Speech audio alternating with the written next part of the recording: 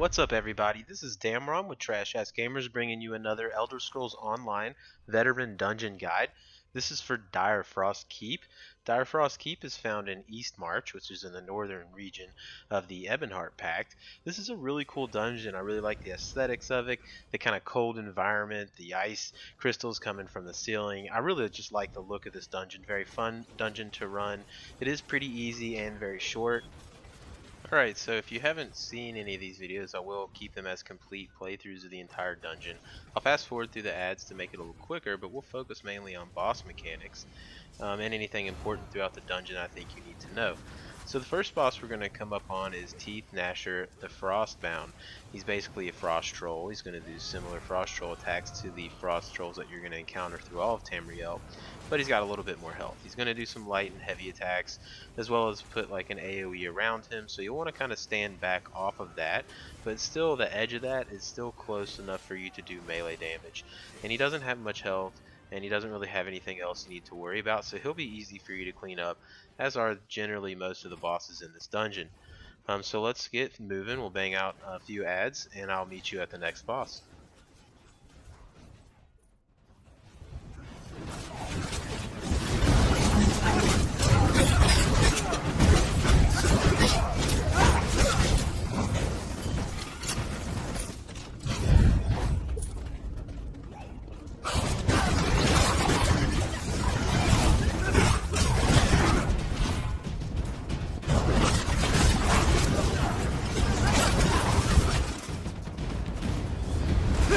Alright, so next up is Guardian of the Flame. This guy's not too bad either. He's going to be wielding a two-handed axe that certainly can do a lot of damage to you if he gets a heavy attack off on you. So make sure you hold that aggro so your DPS don't get hit by that. What you're seeing right here can charge up. That attack can certainly kill your lower health players. Now he'll randomly put an AoE on the ground and kind of charge in that direction, but the tank can re-grab aggro very quickly, and the AoE doesn't really cause much damage for you to worry about. So you'll clean him up quick as well, and we'll get moving.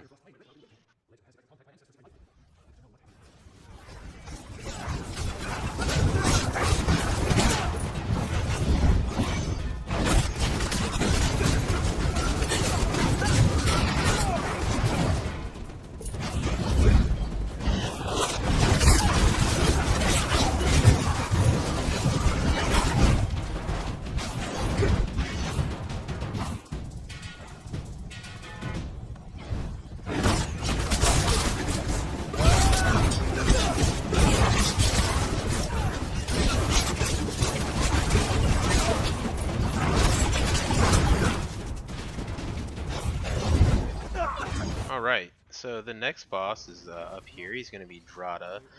He's got some basically frostkin with him, and they will spawn throughout the fight, and they're really going to be your biggest threat. But Drodda's Dreadlord, he's not going to really be too harmful for you. Again, he's another dual wielding axe kind of guy who just does some light and heavy attacks, similar to the Guardian of Flame really, and he'll also put some AoEs on the ground that you just want to kind of avoid. But throughout the fight he will spawn in these frostkin, and the frostkin will kind of run up to the area and explode with a small AoE of damage, and those actually can cause quite a bit of damage, so you really want to be paying attention to those, and when they're ready to explode, make sure you're roll dodging out of that AoE.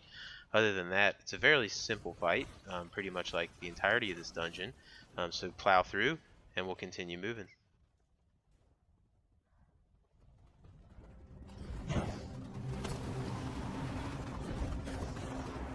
Alright, so I do want to point out coming up here, you need to turn right for this next boss, Drodda's Apprentice.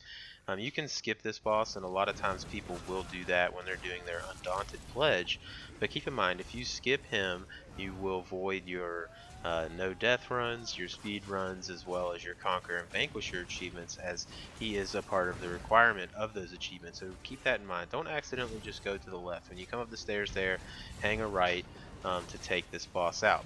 And again, he's very similar to the other bosses that we've fought thus far, in the sense that he doesn't really do too many attacks that you need to worry about. He'll focus his light and heavy attacks on the tank. Now he will raise his staff into the air and basically launch this purple ball down to the ground that will cause a small AoE of damage. And then he'll also do a AoE around him that will grow, and when it reaches its maximum radius, it'll explode for some damage. But both of those actually don't cause that much damage, and you certainly can withstand a blast from that. But of course you want to stand out of it if you can, but even if you do get hit, it probably won't kill you. So don't worry too much, just keep your DPS on him, and let's move on.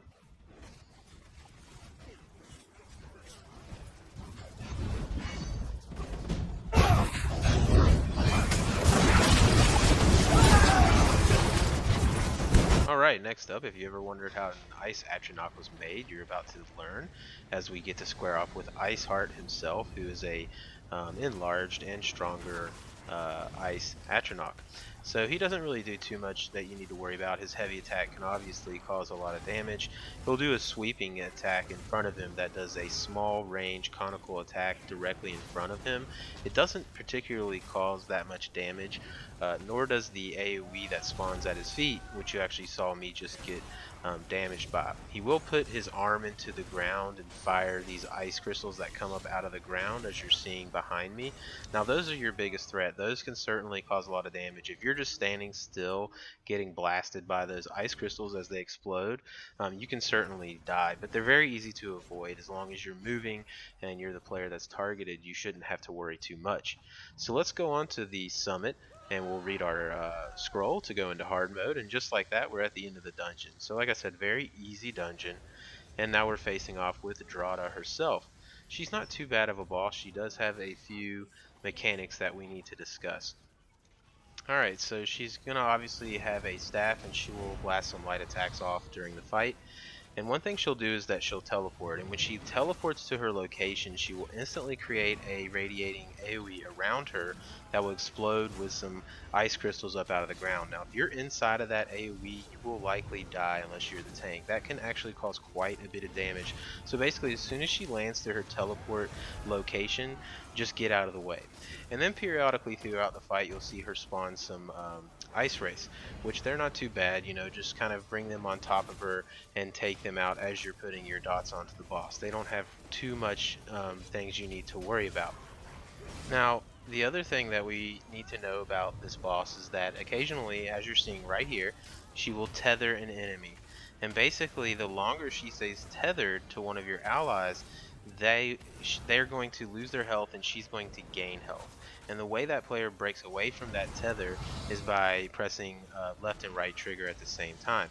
Basically, you want to do that as soon as possible to break free of that tether.